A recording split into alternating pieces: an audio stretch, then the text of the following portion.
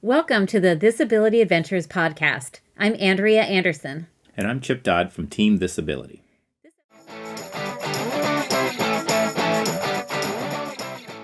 Hi, I'm Andrea Anderson, and I'm here with Lisa Randall and Brenda Carlson. All three of us just recently did the solo national championships of adventure racing. It was a 24-hour race, and it was a lot of fun. Our last podcast was about the race as well. So Brenda and Lisa, you don't probably know this yet, but you came up a few times in our podcast that Chip and I did about our experience racing, and mostly just sharing how great you guys are. So I'm really glad to have you on. Like I told you this at the race, but both of you inspire me. You know, Lisa, because you were way up there with the front runners, and Brenda, because you're older than I am, and I want to be like you someday. So, and not much older. I'm 51. Brenda, you can share with us what you want to about yourself. And in fact, let's start there. Brenda, why don't you tell me about yourself and what's your experience with adventure racing? Well, yeah, you know my name. I am going to be 63 in a couple of weeks. And I've been racing since the mid-90s. Definitely found my love with adventure racing with a team that I'd never raced before, never even met, didn't even know what adventure racing was, and went to Chicago and did this race and just fell in love with it. So I just love doing it. Wow. So how many races would you say you've done per year since then? Well, I probably didn't do a whole lot when I was younger, maybe a handful a year. And most of the races have been probably, I would say, the last 10, 15 years where I've really done a couple a month almost, probably averaging the other week. And like this year, I think I did five expedition races. Yeah. So, for our calendar this year, if you weren't at a race I was doing, it was surprising. Yeah. You did almost every race that I did. Yep. And so have you ever tried to even count how many races that is that you've done in your lifetime? No, I haven't, but maybe I'll do that this winter. I'll see if I can figure it out. I think you should. I'm really impressed by that. Oh, wow. So Lisa, what about you? What's your experience racing, and what do you want to tell us about yourself? Well, I actually started out at mountain bike racing back when I was 20. I'm 45 now. So I started out just riding mountain bikes, racing mountain bikes, and I did that for, I don't know, about 5 years, made it up to the pro level, kind of got burnt out. And I just kind of jumped in an 8-hour adventure race with some people who were looking for a teammate. They had lost their girl. So I just kind of jumped in. And ever since then, I've just really enjoyed it. Once I did that first race and realized what it was all about, I got some of my riding buddies together and we formed a team, did some more races, and then eventually I teamed up with people who actually adventure raced, and then the rest is history. I think from like 2005 to, I don't know, 2010, I pretty much exclusively did adventure races. I didn't really race bikes very much. And then I kind of, since like 2010, it's just been a mix of trail running and adventure racing and mountain bike racing. Wow. So you also have a lot of experience. And like, I did not realize you were 45. Like when I met you, I thought, oh, maybe you're in your 30s. And that's a good thing. Well, she must be a lot younger than me because she's so fast. But no, you're not that much younger than me. And I find it interesting that the three of us actually qualify to be in the masters category, right? It's 45 and up. And there was a conversation about this on the adventure racing discussion group about what age should be considered masters and if it's appropriate for our sport to have 45 as a master's age. And here, Lisa, you're the top female in this national race, and Brenda, you were up there too.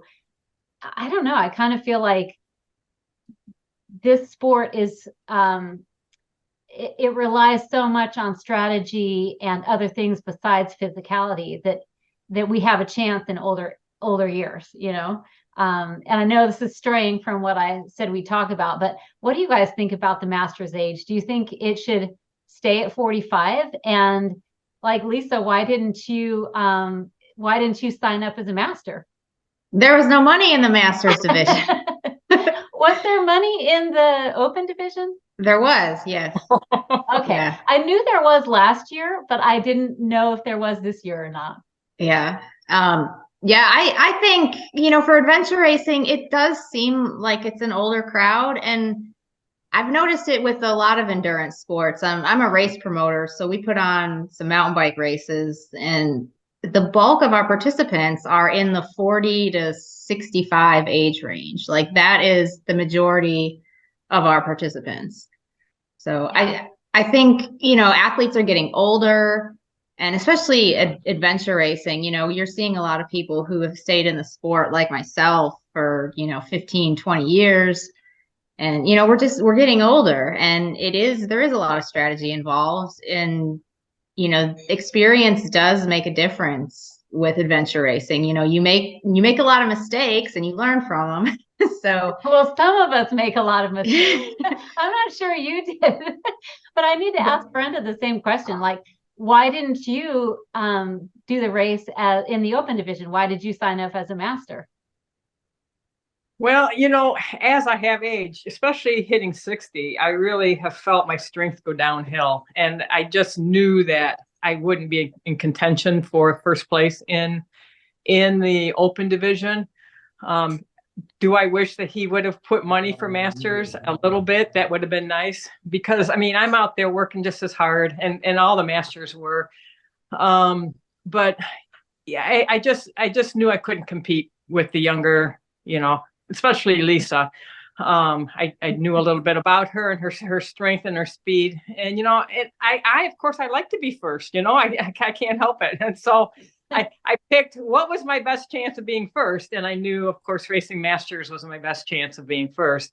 But to answer your question also about ages for the masters, I really feel that it should be higher, because 45, I felt nothing as far as slowing down. I felt no need to back off my training, no need for more rest, no loss of strength, no loss of anything at 45, not even at 50. It started to go downhill slightly at 55, but I really, really noticed it at 60. So, I think the Masters should be at least 55, at least. Yeah. Because of what I've experienced with aging, 45 is still young. It really is. Well, I happen to agree with you. I did the race in the open division, not because I thought I could beat Lisa, but because Chip signed me up. So I didn't actually, weigh in on that. But also, I feel like this is also a sport where on any given day, it could be anyone's race.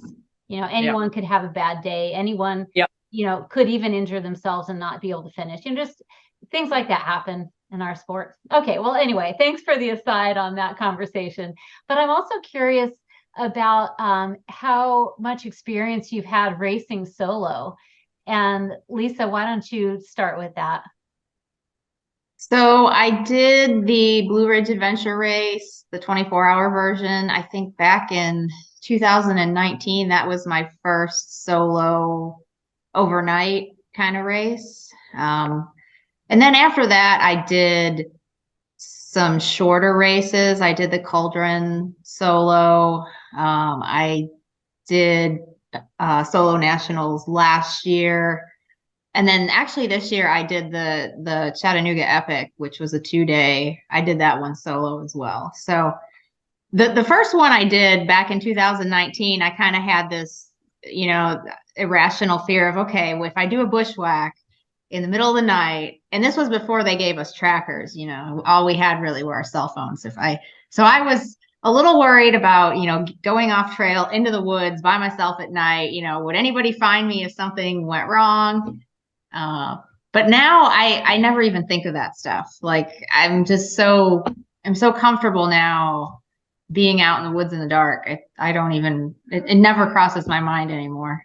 Isn't that amazing? Like I did my first overnight race by myself last year, solo nationals last year. And I was afraid of the same thing at night in the dark if I get lost. And yeah, this race didn't even cross my mind at all. And I'll say before that race, I'd been in plenty of races with teams and I wasn't afraid of the dark or anything like, so it's really a switch when everything's all on you. But so Brenda, what about you? What's your experience racing solo?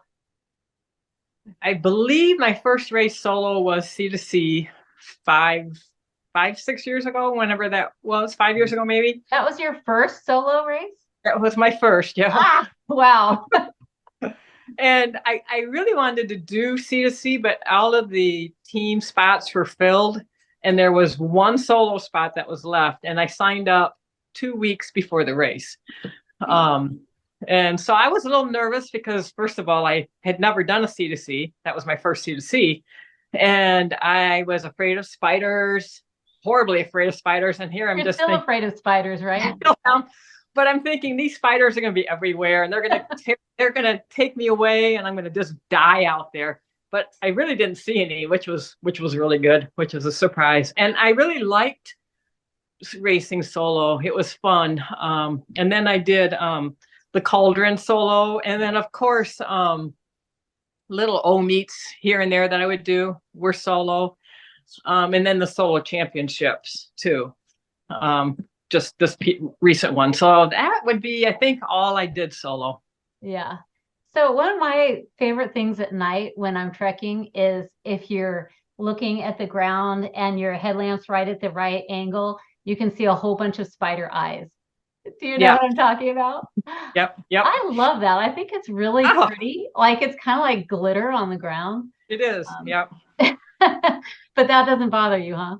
Well, I do see them, but it's mostly the shine, what's shining, which I don't know if it's the same thing that you see, but it's like a white spot on their back is what kind of seems like to me. And when you shine your light on them, they shine back at you. And that doesn't bother me. It's the big hairy, the ones that in the face, and I walk through a web. I think I hate webs almost as much as the spiders. It's just, ah. Yeah, I think there's something wrong with you if you're not afraid of hairy spiders. That's true. Anyway, so I'm just really wondering, like you've raced with teams before, and how did you get the experience navigating? Or maybe you were the navigator in your teams, but how did you learn how to navigate and, how did you get started, Lisa? Well, when I started racing, when I had kind of made a team with my mountain bike buddies, I navigated fairly poorly, but it was enough to get us, from the start to the finish. And then once I started racing with more experienced people, I kind of just sat back and I watched our team navigator and learned from him and just saw what he did. I went to a lot of O meets and, just kind of taught myself, all that I could about navigation. I never really had anybody sit down with me and like teach me navigation. I did go through some books, that kind of teach you the basics, just some orienteering workbook things, armchair orienteering or whatever you want to call it. Yeah. So I did that, but mostly it was just O meets and then just getting out there and then navigating with the guys that I eventually started racing with. We would split up the sections. Like recently the team, if I've been on teams, we would split it up where like one teammate would navigate on the tracks and then I would navigate on like the bike and paddle or vice versa, something Yeah. like that. So, Well, once again, I was hoping you were going to have like some like epiphany, like insight that I could pick up on, like, oh, I could get better if I just did this one thing. But it sounds like it took you kind of like me, experience, and then having other teammates. But Brenda, what about you? How'd you get started navigating, and do you have any tips on how to get better? Practice, practice, practice. Just throw yourself out there. That's how I learned. Pretty much like Lisa, I went to a lot of O meets. I did horrible at my first O meet. I would see a flag. I'm like, oh, that must be mine. I'd get out there and it wasn't even mine. I mean, it was just a nightmare. It's like, okay, I really need to use my compass. This I have to learn how to use it. And there were times I had my compass backwards. It took me a while to just to learn, but that's what I did on my early years. I was on a team that I was the pace counter and the backup bearing person. I would take the bearing and back up the lead navigator. But that's kind of how I learned, just on his heels. And then once our team broke up, I formed my own team with Joe, my husband. So of course I had to be the lead navigator. So then I was really having to learn quickly, and I made my share of mistakes. But you really just have to throw yourself out there. Don't be afraid. Make the mistakes, learn from them, and just don't be afraid to race and navigate. And that's just how I did it. Yeah. yeah, you definitely learn the most from making mistakes. Yeah. You learn how to watch out for those same mistakes, in future races and future O meets after you've made some of those mistakes.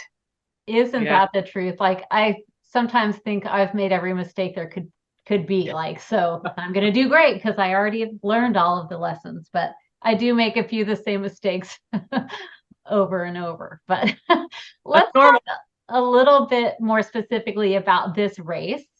And I was looking at both of your tracks before this meeting, and you guys did not seem to have any trouble whatsoever navigating.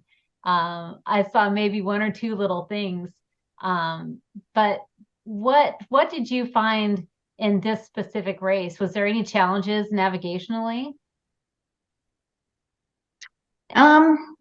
Some of the area was familiar to me, so just kind of getting from point A to B, moving around was pretty easy and straightforward. I did think the points were pretty easy overall. Like they were pretty straightforward, I would say. There wasn't any really, really tricky nav where you had to, bushwhack, and make sure you stayed on the right spur and hit some tiny little knoll like 1,000 feet below a road, or something where you could really mess yourself up and lose a lot of time. The one issue that I had during the race was just there was a checkpoint that I was the second person to go to it. It was on the second trek, so the first 10-mile trek, and I guess the bag had fallen on the ground, and so I spent like an hour going up and down these two creeks, just looking all over for this bag, and I couldn't find it. And then I find out that it had like fallen on the ground and was kind of like buried in the leaves, and someone had to hang it back up. And so it was up for the majority of the people who came through, but it wasn't up when I went through. So, I was right on top of it. I just, that I never saw it. But other than that, I mean, most of the points were pretty straightforward. Yeah. So that point, I mean, I think I would have freaked out. I mean, you're trying to clear the course, I assume. And you said you spent an hour there looking for it? Yeah, because I mean, I went up both creeks, just because I did okay, well, if Jeff put it in the wrong place, where would Jeff put it? Because I didn't see it. So that's always a good question to ask yourself is, put yourself in the shoes of the race director. That's kind of what I always do. And, I noticed that the creek split and there was one that was kind of running in the wrong direction, but I checked it too, just in case. And it was really thick in there and didn't see anything. So I went back out and then I re-verified where I was. I mean, I was pretty sure I was in the right spot to begin with, because like I said, it really, it wasn't meant to be a difficult point. Yeah. And so I verified I was in the right spot. Then I went back and I did the same thing again, just to make sure, maybe it was tucked behind a tree or in a thicket of rhododendron. I just, I was sure I was in the right place. I was gonna, make sure that I didn't see it before I left. Yeah. But yeah. How much more of that trek section did you have to go after that one point? That was my first point. Oh, so wow. I was off to a great start. And it was a bummer because I had worked my way. I saw Josh Forrester coming out of that point. So I had made up time on that bike, and I probably was within maybe 10 minutes of him at that point, before going to that point. That would be even harder to walk away because you're in the top, and not just the top of the women. You're like in there with the top of the men. Josh and Hunter and you, I think you were all neck and neck most of the race, right? So that's like for first place overall. I had lost a good bit of time on the paddle to those guys. I wouldn't say I'm a bad paddler, but I'm a relaxed paddler. Like I get it done. I had a fast boat, but I'm not like the strongest paddler out there. Like if you put a guy who paddles a lot in that same boat, he's going to go faster. And then getting in and out of it, because it was so narrow and some of the shorelines were kind of steep and rocky, that was a challenge. So I'm not sure exactly how much time I lost on the paddle, but I know Josh was in a surf ski, so it was probably pretty, to him, it was pretty significant chunk of time lost. But you made up that time, and you see him, and then you can't find the point. That would be so hard to walk away from. Yeah, it was frustrating for sure. But then you got back to the TA. Is that when you found out that it had fallen, or no? I actually you would be able to count that one. No, I asked at the TA when I got back, and I asked them if anybody had trouble with 21, and they said no, but it was because it was hung back up right after I had gone there. So it wasn't until like late in the race that Jeff, told me what had happened. So how long did you think you were not clearing then? Did you think you wouldn't get that point, or did you think you would get that point? Like, would they give it to you? When they said that no one else complained about it, I just assumed that I was blind and walked right past it a half a dozen times. That I missed it.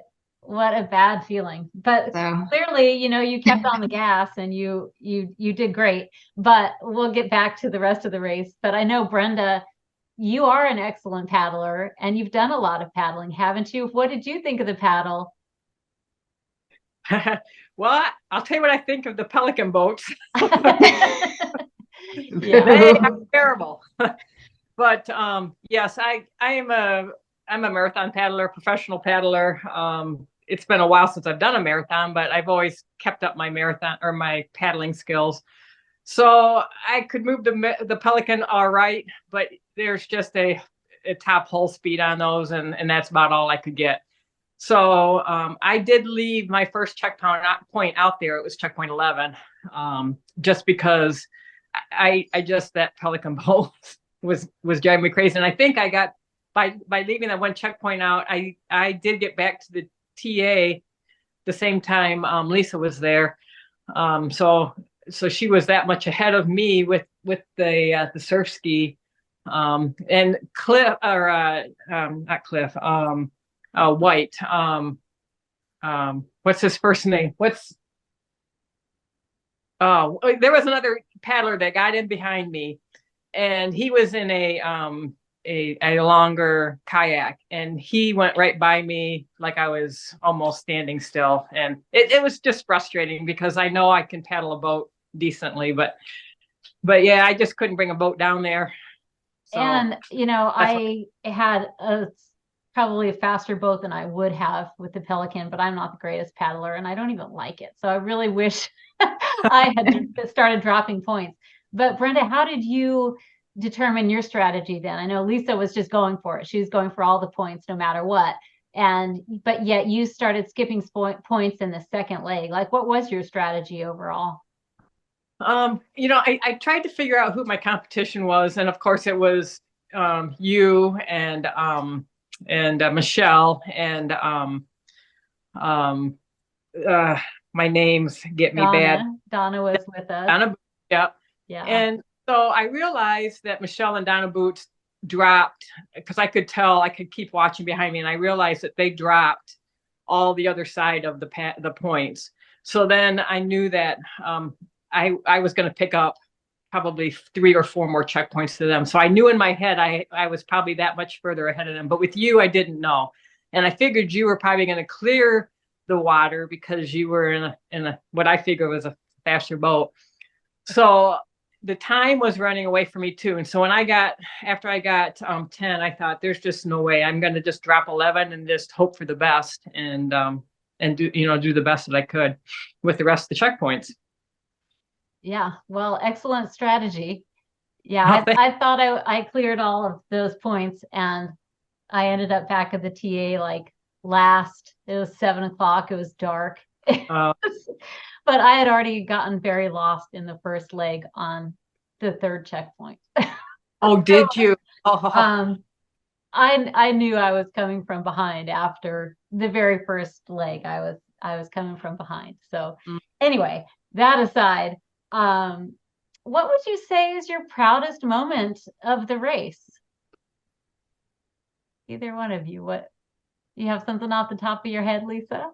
I guess just, when I was coming into that checkpoint, that first checkpoint on the trek, just, seeing Josh, pretty close to me and knowing that I had made up, a good bit of time on the bike, that was encouraging. It made me kind of just keep pushing, and that was, it was nice to kind of see that I was still, close to being in it. Yeah, definitely. Brenda, what about you? What was your proudest moment? Well, it's kind of kind of an overall moment, more or less, because I had just come from Worlds and doing a couple of races before solos, and the fact that I didn't cramp up. It's just like I was surviving and feeling like I was still doing pretty decent, and then of course finding the checkpoints without losing too much time. I was really happy with that. That was a proud moment. Just all the checkpoints I could pretty much directly go to and not lose too much time on. And of course, I guess my proudest moment would be taking first in the Masters. Yep, definitely. Absolutely. And second female. I mean, I think that's just all really great. Yeah. So is there anything you do differently?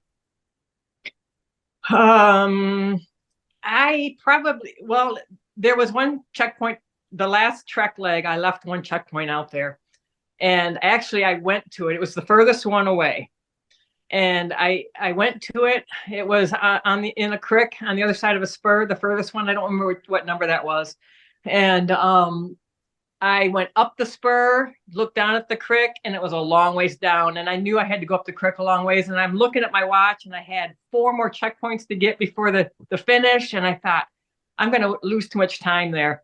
So I bailed. I mean, I was there, and I bailed on it. So what I would have done different was, because I did have enough time after all, I would have actually gone down there and got it. So that's what I would have done differently. I would have been able to get one more checkpoint because I left some time on the clock. I could have gotten it. I have that same regret. And I think you left less time on the clock than I did, but I had an hour and a half at the end. And I could have gotten another point, but I was not confident enough in how I had been navigating so far. And then the route I'd chosen, like it just didn't make sense to try to get another one, because then I really would be cutting it too close. I should have planned my route to get more, but I don't know. Live and learn, right? Yeah, that's what we do. Yeah. Lisa, would you do anything differently? And how do you estimate how much time it'll take you to get back in time? Or did you ever have to play that game? You probably didn't. No, I was definitely thinking about it. I wanted to make sure that I had enough time, because of that one checkpoint that had fallen on the ground or that I thought I wasn't going to get credit for. I felt like, okay, I need to clear the rest of it. And so I wanted to make sure that I had plenty of time to clear that last trekking section. And so my regret is actually the same checkpoint as Brenda, but I have a slightly different story. It's just, navigation mistake number 5,286. Like the way I had the map folded, I had all the checkpoints for that trek on one side of the map, except for that furthest away checkpoint. Oh. And so I was going through, got all the checkpoints. Went down, got the one in the field because I had chose to go clockwise to get all those. And once I got the one in the clearing, I'm like, ooh, I'm done. No more checkpoints. And so I start the big bushwhack back up to the camp where the start finish was. And about, I don't know, maybe 10 to 15 contour lines up, I realized, oh crap, I didn't get that last checkpoint. And so I stood there for a while, kind of waffling. Oh, do I go back down and get it? I had plenty of time. There was no question, because when I finished, I still had 3 hours left. Wow. And so I had plenty of time. I figured I would probably be okay not getting it. So I didn't go back for it. Because it would have been a big energy expenditure. In hindsight, I don't know. Now I kind of feel bad about being lazy. I should have just went back down the hill and gotten it, and so I could have said that I cleared the course. But yeah, that one I had gone so far up that bushwhack, that the thought of going all the way back down and then getting it, I opted to not do it because I figured I would be okay. Yeah, well, man, 15 contour lines. I mean, there's a lot of things that would be going through my mind telling me that I don't need to go get that. And you probably knew you're well ahead of the rest of the women. But yeah, that's a tough break. We've made that error of folding the map and not noticing a point until it was we did go back and get the point, but it meant we took a really strange long route. And I don't even remember what race it was, but yeah, do beware of that map folding. And I think probably you do this too, but if you have time to mark out your route, then if you've got it folded, the map's folded, you can at least see where your line was going to go. So then big arrows. Alerts you. Yeah. Use big arrows next time. Yeah. I think too, part of it, I already thought that I had missed that checkpoint. That had fallen down. So in my mind, I already wasn't clearing the course. So I was like, well, what's one more checkpoint? That makes a big difference. I think if you already thought you're not clearing, and you couldn't possibly go back and get that. So you didn't realize till the end of the race that you were going to get credit for that one that had fallen. Right. Yeah. Oh, wow. Yeah, I can see why you did that. And yeah, you too, Brenda. For both of you, I can understand exactly why you didn't do what you're saying now you regret not doing. So, and Brenda dropped 4 points. I dropped 6 points, and you dropped 1 point. And I really think it's cool that the women that were there represented like the full gamut of the spectrum. Like there were women at the top who finished at the top, women at the bottom, and all of us sprinkled in between, even though there were essentially just 6 of us. I think there were 30 total in the race, and 7 women if you count the one that raced with her dad. So I really wish there were more women, but at the same time, I'm really glad that there were women, like I said, of all across the board and of all experience levels. So I think that's pretty cool. And before we talk more generally about the sport, I just wanted to ask about your training too, like leading up to this specific race. What did your training look like? Brenda, why don't you start that? I did not decide to do that solo race until I think I signed up 2 weeks beforehand, because I had to see how was I feeling after Worlds? How was I feeling after the mountain bike race here in Michigan? How was I feeling after actually the weekend before I had already signed up. So after the mountain bike race, I wanted to know how I felt. And that's when I finally decided, because I'd already been talking about doing it, but I hadn't signed up. My training would not have been any different. My training was the racing. So I can't train anymore. I feel like I'm at my limit of training. I pretty much teeter between not really overtraining, but it's getting close, So, but I don't overtrain. But I just know my limits with needing enough rest, and I couldn't train anymore. So I basically, the races are what gets me ready because I do so much racing for the next. I felt that way this year, that my training was the racing. Most of my training leading up to this race was kind of resting, which maybe that didn't serve me too well. But next year is going to be different for me. I don't think I'm going to be racing as much, and I'm going to try to target my training a little differently. Oh, really? Okay. We'll see. What about you, Lisa? What's your training look like, and what did it look like leading up to this race? Well, so my A race for the year was actually the Margie Gesick duathlon. Brenda's probably familiar with that one. It's this year I had like 69 miles of mountain biking and 43 miles of trail running, and it's all on most of it is pretty technical, old school hand built single track. So it's in near Marquette and Ishpeming area. In Georgia? Oh, in Michigan. No, Michigan. In Michigan. Okay. Yeah. Wow. And that was in mid-September. So I basically peaked for that race. I spent a lot of time on the bike. I spend most of my time on the bike. Paddling is probably it's definitely what I do the least of. If I have a solo race coming up, I might paddle. I'll paddle once a week, and I'll go out for anywhere between 2 and 4 hours, depending on how long I'm going to have to paddle in the race. If I don't have a solo race coming up, I usually don't paddle all that much, if at all.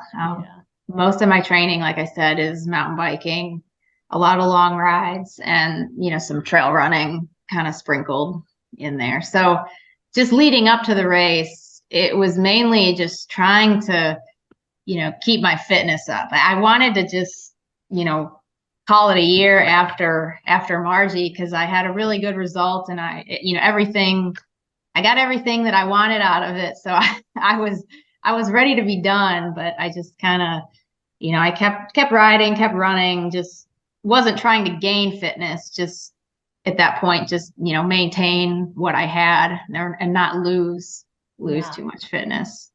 Is that race a race you have to navigate through, or is it a marked course? It's a marked course. Okay. And when you say you had a good result, what does that mean to you? So if you do the mountain, so there's a 100-mile-ish mountain bike race, and there's also 100. You can also run it. You can also do it as a duathlon. For each discipline or each type of race, if you do it within a certain time limit, you get a buckle. And these buckles are very, very difficult to get. In the mountain bike race, you have to finish the race in less than 12 hours, and no woman has gotten a buckle in the mountain bike race.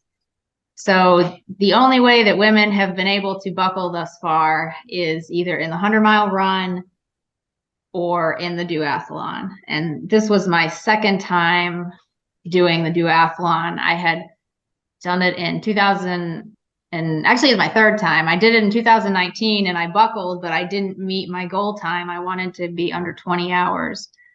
And then I tried it again last year and I was just undertrained for it. And I ended up dropping out at like mile 90. But then this year I buckled and I hit my goal time, which I didn't even wear a watch during the race because I was like, I just want to get the buckle. I don't care about time. I know I'm getting older and slower and everything's getting harder. And if I can just finish this race, I'll be happy.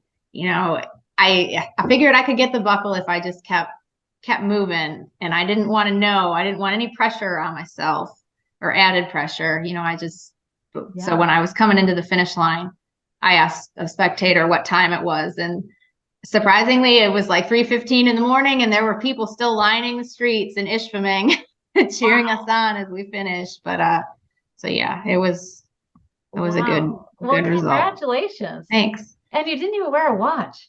That's the part I can't get over. Like, how did you pace yourself without a watch? I didn't pace myself. I just went. I went with what my body would do that, you know, wouldn't make me feel overly nauseous or bad, or, you know, if it felt good, I just went with it. Wow. Well, congratulations. That's really awesome.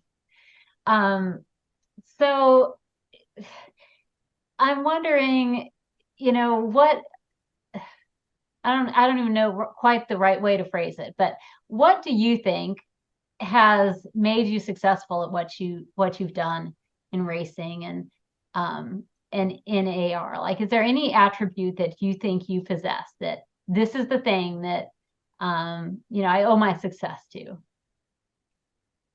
You have any ideas on that? I mean, you know, being fast and strong and, you know, being able to kind of earn the respect of the guys that are racing is one thing. And being comfortable, like taking charge. Like I was the navigator, you know, the primary navigator on the team that I had, you know, raced with for the past few years. And they were fine, you know, with that. Just being able to be confident enough to take charge of the situation, make decisions, you know, help your teammates out. Like you just like, you kind of have to just let go of all the traditional gender roles in adventure racing. And because, you know, everybody, regardless of how strong they are, is going to have a low point at some point. You know, even the strongest person could be on the brink of a meltdown. So you just have to be able to manage that. And I think, you know, just being a good teammate, you know, in general, and not really worrying about any of the male, female, gender role stereotype kind of stuff. You know, I think that's kind of what it takes to, you know, be successful. Yeah, I mean, I couldn't agree more. That confidence piece and taking charge, definitely. What about you, Brenda? What do you think you owe your success to? First of all, I don't know if I've reached that success mark. I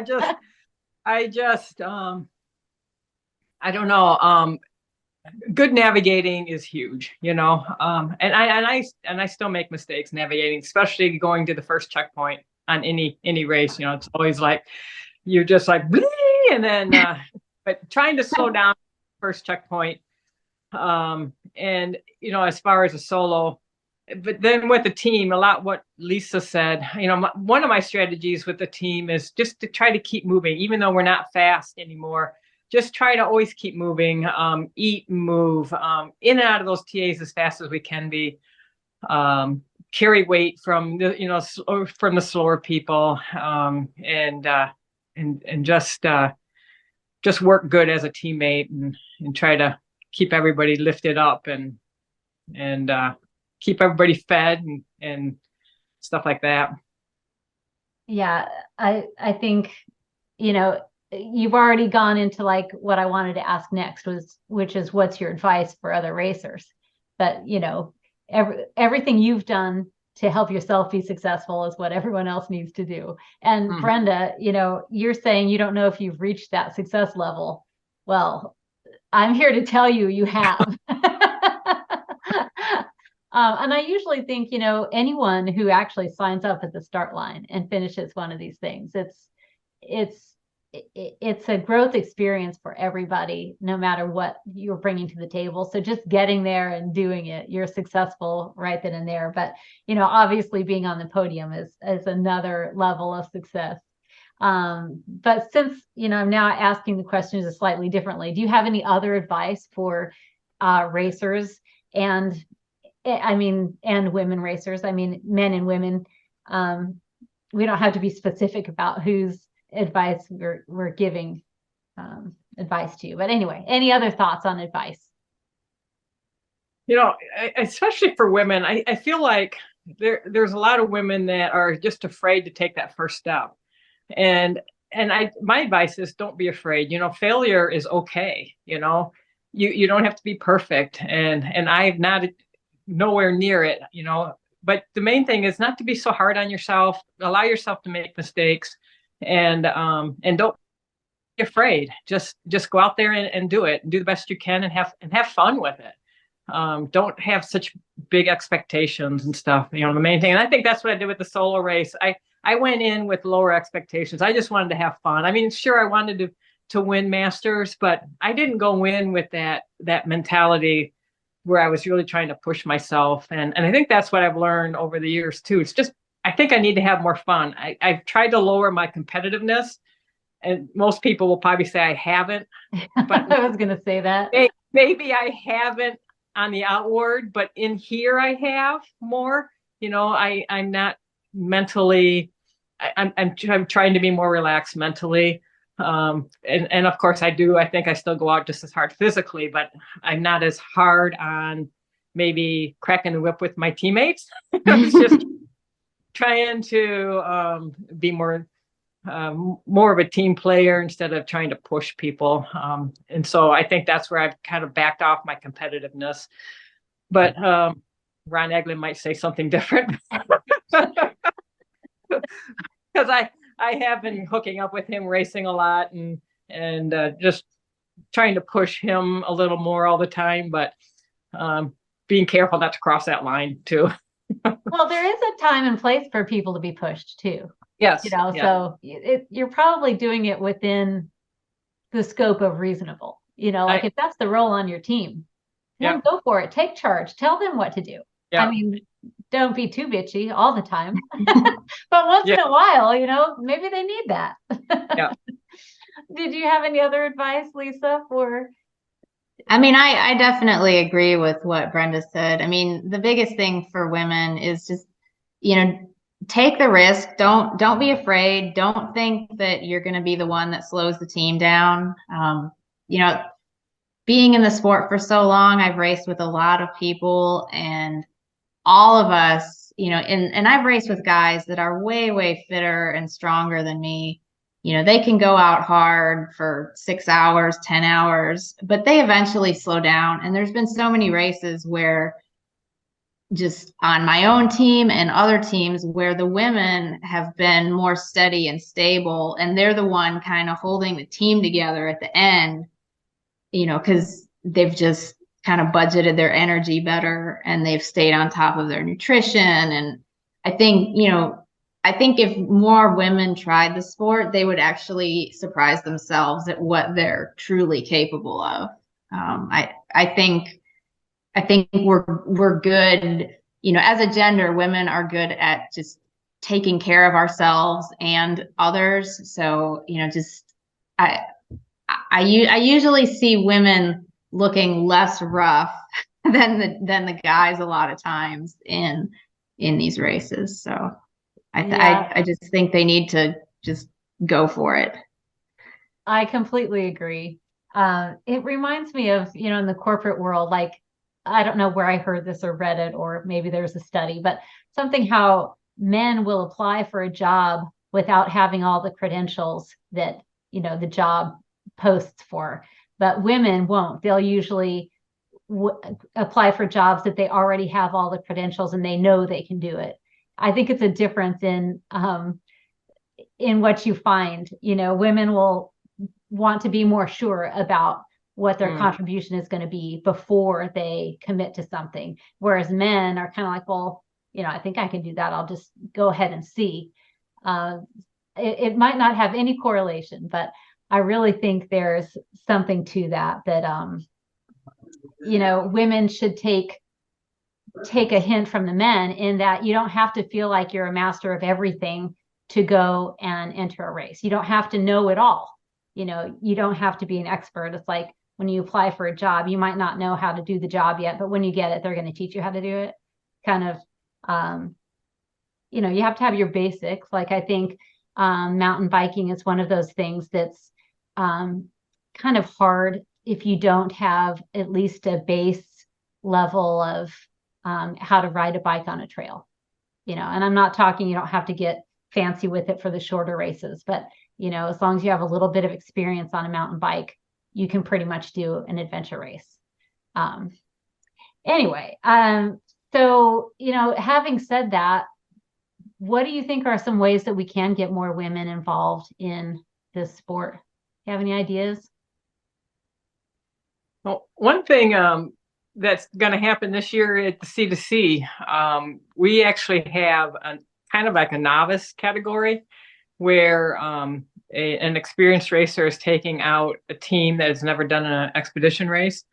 I'm taking out a team of 2 other females, and something that they probably wouldn't have gone obviously on their own, but I'm very interested in helping getting more women started. So just taking out some newbies and working with them in an expedition style race. And the C2C is actually a perfect one to do that. It's not a real hard race, and it's not real long.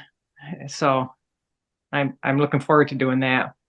That's a great idea. I think sometimes that one-on-one in the race setting is the best way to really hook people, and to say, you're not going at it alone, you're with me and I know what I'm doing, apparently. So that's a really great way to get people in, I think. Do you have any other ideas, Lisa?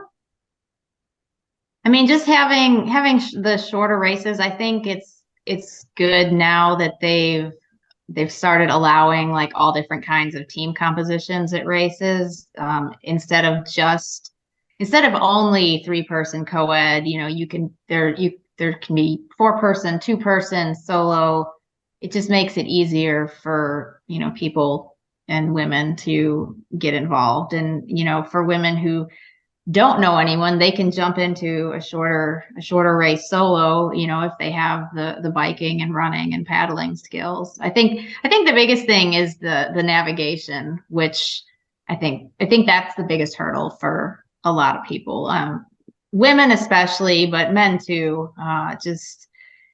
In our society today, we're so dependent on GPS technology. It seems like, map reading and map and compass skills are just something that a lot of people don't have unless they're orienteers. So yeah, I think if we had more orienteering, educational things that we could do, I think that would help. Yeah, I agree. I mean, it's, and the question isn't really just for women, like how to get more women in the sport. Of course, we want more women in the sport, but we also want younger people in the sport. We want more people, period, in the sport. So it's going to be a challenge. But I guess the movie Arthur, isn't it called Arthur, about the adventure racer? Arthur the King. Yeah, Arthur the King. That's right. Hopefully that'll be a big draw, and then maybe people will be interested in it, and we'll see lots more people maybe at our orienteering events. And if you're listening and you're not aware of the Women of AR Facebook page, you should go visit that Facebook page. It's a good resource, and their goal is to get more women in the sport. And I'm an ambassador for the Women of AR. So we're hoping to have more events, across the country, more meetup style events, so that we can see if we can make a difference. So we're coming up on time, but do you have any advice for race directors? Oh, I definitely have one thought for adventure race promoters. When you're laying out a course, make sure when you're placing the checkpoints, obviously not only, put them in the right spot, because we've definitely had times at races where they have not been in the correct spots. But if the mapping in an area is not correct, or like if a trail is shown where it's not currently located, or if there's any part of the mapping just isn't good, or if what people are going to use as an attack point isn't mapped well versus what reality is, don't put a checkpoint there. That would be my biggest thing is, use features and locations that are mapped accurately, because Yes. that's one thing that always screws the good navigators, because we will go right to that feature, to that attack point. A novice team might just kind of wander around and stumble upon a misplaced checkpoint, or the bad mapping might not affect them as much. But that's the one thing that seems to really get us at races, is when the mapping in a particular area just isn't very good. And that's probably a big turnoff for newer racers too. Like if they just can't find the point. Did you have any points like that in this race? No. Yeah, I didn't either. I thought this race, everything was pretty spot on. But it's really a challenge. That's one of the higher level like nav challenges, is when the map doesn't look like reality. And I think maybe you could have tricky points like that if they were somehow indicated as a pro point or something, or even if the whole style of the race is, so most of the time you can do a race and you kind of get the feel for it, the style of the race director in the first few points, maybe, or at least the first couple of legs. So, you kind of know, they're all going to be tricky, and they're all going to be a little bit off, or, you just get a feel for the style. And, I think if all your points are really easy to find, and then there's one that's really off and terrible and maybe even misplaced, I mean, it's not fair. It's just not good. Anyway. So, Brenda, do you have any advice for race directors?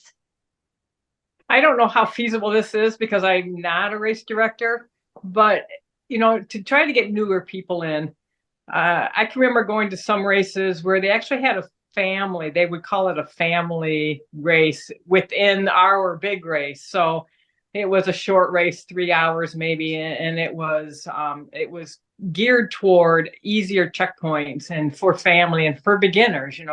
We do have one race here in Michigan in the spring. It's strictly for beginners, and that way they can really feel comfortable. I think if there's more races that are easy navigation, so these beginning women and men, can build their confidence on, I think that would be great. And you would still have your other races. It wouldn't really take anything away if you had a 12-hour more advanced race, just throw a 3-hour or 4-hour family race in, or beginner race in.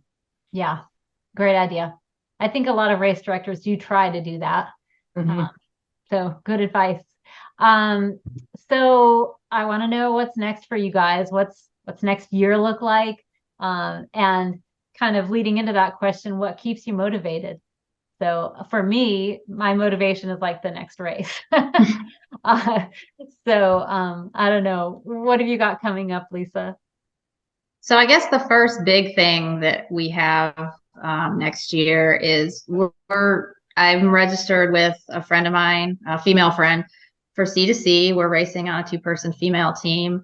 And she's kind of new to AR. I brought her over to the dark side at the Oak Mountain Adventure Race this spring, and we raced as a 2-person female team, and we managed to win overall. So she's Wow. definitely fit. She's strong, and she is a fast learner. So I mean, she's actually coming to.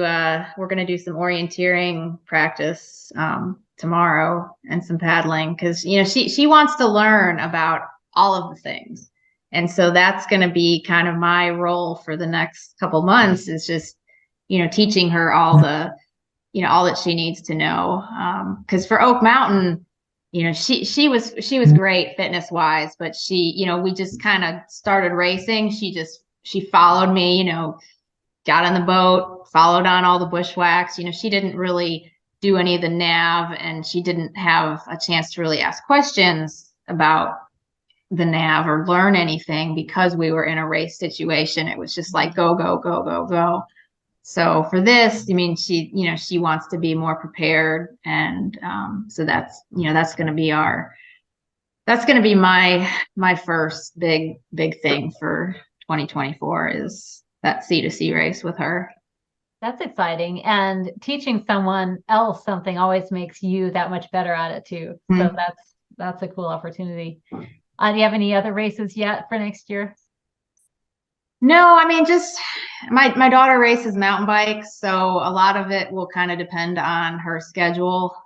There's some local mountain bike races that I like to do. I feel like I've accomplished everything I can with the Margie Gessick, so I don't feel like I have to go up to Michigan and do that one and train for that one, although we are still going up there because we've got some friends racing it. But yeah, it's kind of up in the air at this point. I'm just gonna go month by month and see how I feel. And you said you do some race promotion as well? Yeah, I own Mountain Goat Adventures. We put on mountain bike races and trail runs, and we have one off-road duathlon that we put on. Oh, wow. Okay, so I didn't realize you did that. And so if anyone wanted to do one of your events, how would we find out about them? They could go to mountaingoatadventures.com, and there is the tentative 2024 calendar on that first page.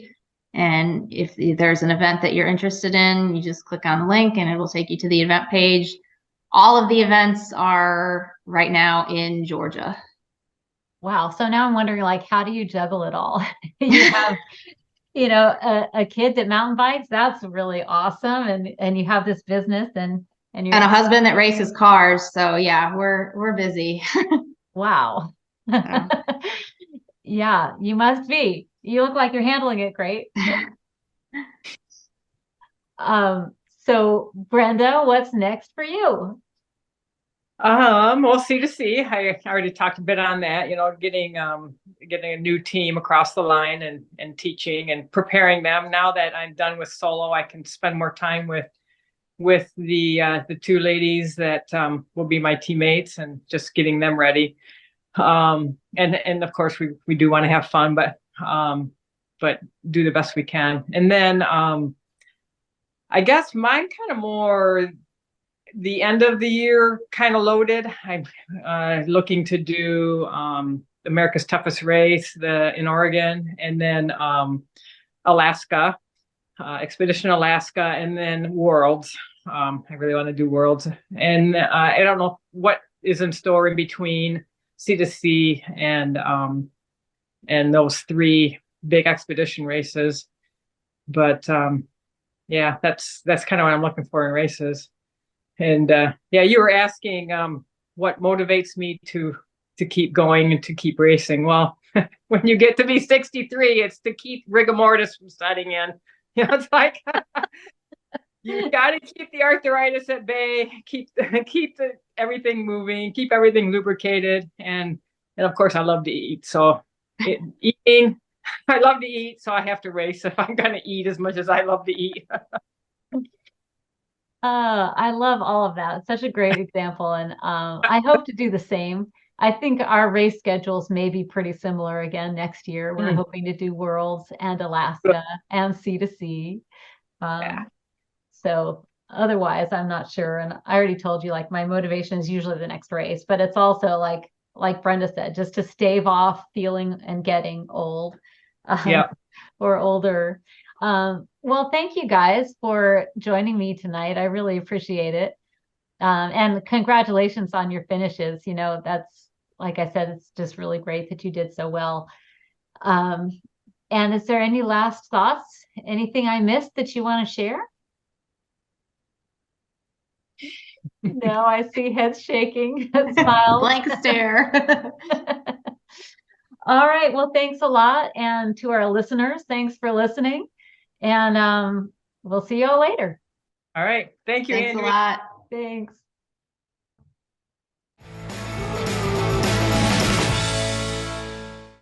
We hope you enjoyed this podcast. Please take a moment to leave a rating and a comment. If you have a question for the next mailbag segment, call 757-354-4795 and leave us a voicemail or a text with your name, city you are calling from, and your question. To find additional content, including the video versions of these discussions, you can search for Disability Racing on YouTube, Facebook, and Instagram. We hope this podcast inspired you to focus on your abilities and plan your next adventure. See you on the trail.